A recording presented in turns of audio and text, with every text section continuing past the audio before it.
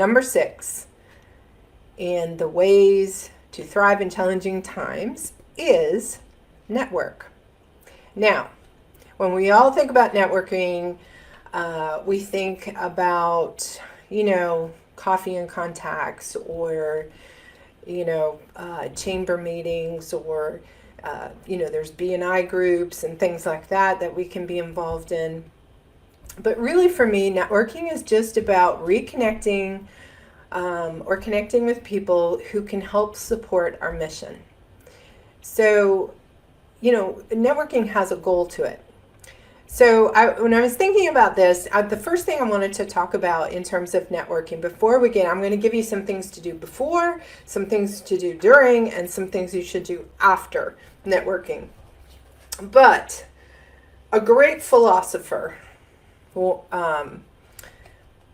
said, and the philosopher is Ursula from The Little Mermaid. She said, "We can't underestimate the power of body language." I can't imitate her. And that's true. So when we think about networking, body language is really important. So when you walk in to a event where you're going to be networking, it's important to look like you're actually happy to be there. So, a smile goes a long way. It also makes you feel or look to others as more open and approachable. So you want to keep your body language. Open.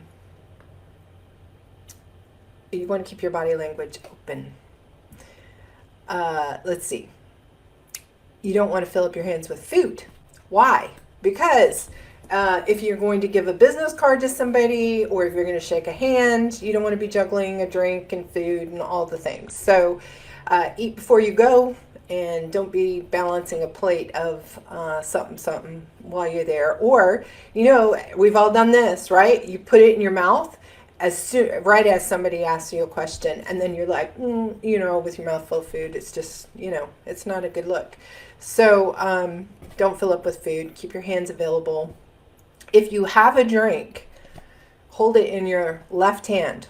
The reason is you shake hands with your right hand, and if you hold your drink with your right hand and then you transfer it and you shake someone's hand, your hand's all wet and cold and gross, and nobody wants that. So hold your drink in your left hand. Don't stalk people. Don't sulk in the corner. Look open and friendly. So there's all your body language tips. And for networking events. Okay, so let's talk about things to do before you network. Prepare your elevator speech. If you don't know what an elevator speech is, it is the response that you give when someone says, what do you do? Because when you go to a networking event, you're going to get asked that 100 million times, right? So you want to have a really good answer, really concise, put together, thought out answer of what you do. And the reason it's called an elevator speech is because you basically have if you got on an elevator and said, what do you do? You have the time it takes to get to the floor that person's going to explain it. So it means you got to keep it short. So if you don't have one, you should write one, and you should practice it. It shouldn't sound rehearsed. It should sound natural in your own words, nothing too formal. But it should summarize what you do and the value you provide. And you want to be able to communicate. You don't want it to be long-winded, just very concise. Another thing you want to do before you network is take a look at your business cards. Do they reflect your brand? Are they boring? I always recommend to clients to print on matte stock instead of glossy. And the reason for that is if you want to write an extra note on it before you hand it to somebody, you can't do that if it's glossy. The ink won't, it's just harder to write on them. So I always like matte stock for business cards. I like non-standard shapes. This is actually my Vertical Solutions Media business card. And it's square, and it sticks out a little bit. If someone's at an event and they're collecting business cards from people, all of the standard size. Here's a business card that's on my desk. Okay, so all this standard size business cards, they all just kind of run together, right? But then if you have one that's a different shape, it kind of stands out. As an added bonus, a lot of times I win the drawing just because it sticks out in the little fishbowl a little better. Take more than you need. Nothing worse than running out. Another thing you can do beforehand is arrange to take a wingman or a woman. A wing woman. That's harder to say, isn't it? So you want to, it's just less awkward walking into an event by yourself. You know, if you have someone with you, then it is by yourself. So that, and it's more fun when you have somebody with you and you can kind of storm the event together. Let's see. Have a plan, sort of, before you go. And I say sort of because you don't want to be too formal about it, but you do want to think about setting a few goals. What do you want to accomplish? If you don't have a goal for an event, it's really, you're just socializing, right? Because you're not really targeting in on what you want to accomplish at this event. So, and I say sort of because you don't want to be salesy and you want to be genuine, but you need to be focused. You don't have to meet everybody at the event. You don't need to bounce around the whole room.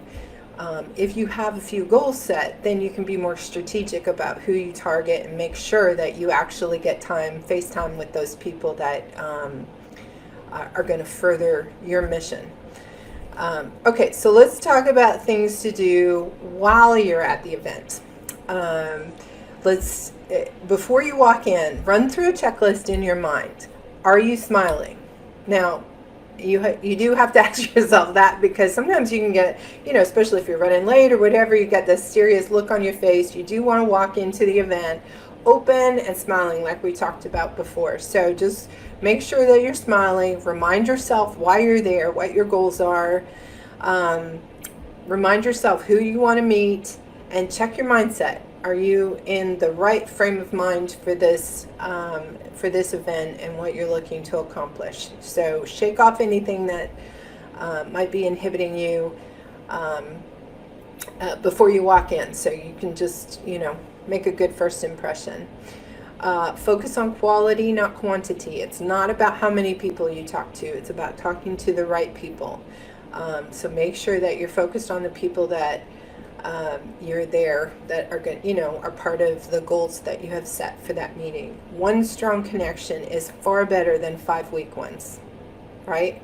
Meeting something new, a new business contact that you could have a mutually beneficial relationship with, and that goes on beyond just that meeting. That is far more valuable than if you got FaceTime with everyone in the room and nobody remembered your name, right?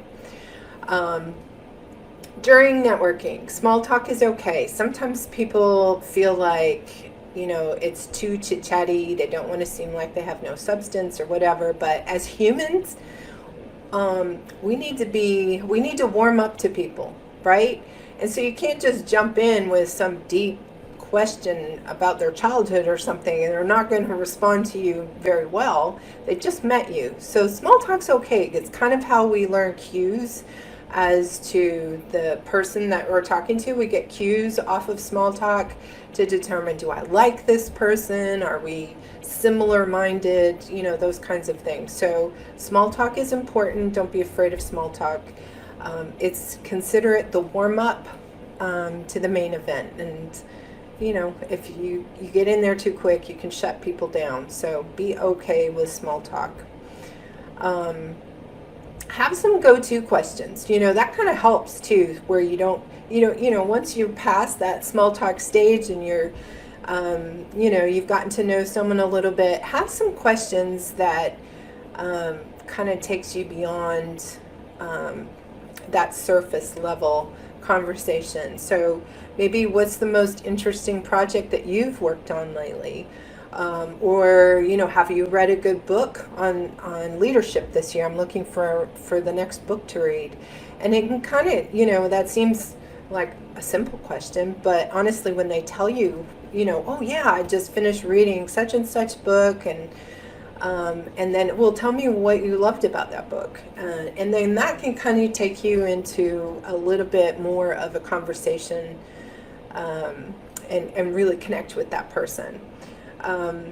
I know this seems obvious, but you really want to treat people right at a networking event. Now, you want everyone to leave with a positive impression of you. I actually went to an open house event one time, and the photographer, this was an event we had put on for a client, and the photographer was sick, something happened, and they couldn't make it. So I grabbed a camera and took it to the event, and just fill in for the photographer last minute. And so I had the camera around my neck, and a gentleman came up to me at the open house, and he put his hand out to shake my hand, and he said, he put his hand out to shake my hand, saw the camera around my neck, withdrew his hand and said, "Oh, you're just the photographer," and kept and moved on. And I was like, so whoever, everyone matters. Like, even if I was, just the photographer or whatever, there's no such thing as just anything.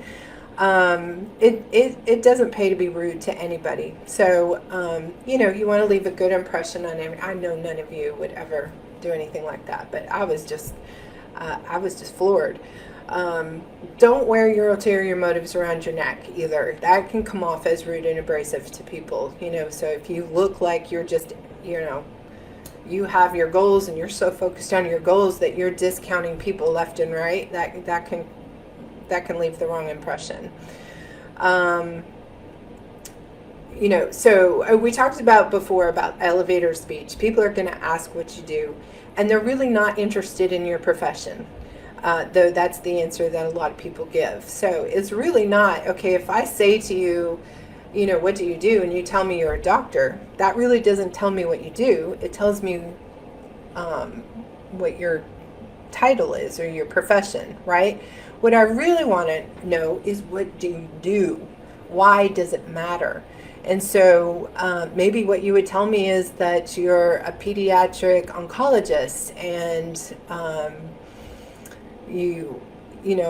or you're a surgeon that specializes in a given area, or whatever. Like, you want to be more specific about what you do and why it matters and the value that you bring to people. That's what people really want to know. And my last point about what to do during an event is, sometimes, we get so focused on what we want to get across, is that we fail to listen to what the people around us are saying. And so networking is about building relationship. And so it's not just the opportunity to talk about yourself. And so people are going to be more interested in you if you're genuinely interested in them first. So listen more than you talk. That's can be a problem for me, because I like to talk. But I do love people, and I do love learning about people. So sometimes I just need to remind myself to listen first and talk second. Things to do after you network. You went to the meeting or whatever the event, for a reason, right? You had your goals, the things you wanted to accomplish. If you don't follow through with that, what was the point of going to the meeting in the first place? So we want to invest in some sort of follow-up strategy. Relationships, whether it's marriage or whatever, relationships require work and effort. So that means that after this event, you're going to want to do something to keep that, nurture that relationship and keep it going. The first thing you can do is send in a LinkedIn request. This is business, so it's very, it's a professional, active professionalism to request someone on LinkedIn. I wouldn't request someone on Facebook unless you just became BFFs at the meeting. It happens, but LinkedIn is pretty safe. You want to personalize the follow-up email. So instead of just having a form email, that the same one that you send to everybody. You want to put some personal information in there that shows that you actually were listening and you actually do care about them. Some details from your personal conversation. And, one thing you can do while you're at the meeting is, if they give you a business card, maybe jot some notes on it real quick before you leave that meeting, just so you don't forget, and that can help you with those personal details later. Ask some open-ended questions in your correspondence with that email or whatever. Ask questions that require a response, and so that will help keep the dialogue continuing. Whereas you can just send a letter, you don't ask any open questions, it kind of dies on the vine, right? You want to ask them something, give them a reason to respond. And if you can make those open-ended questions personal, like, hey, how did that go? That project you were working on, what was the result of that, or how did it go? That, all the better. Focus on how you can serve people.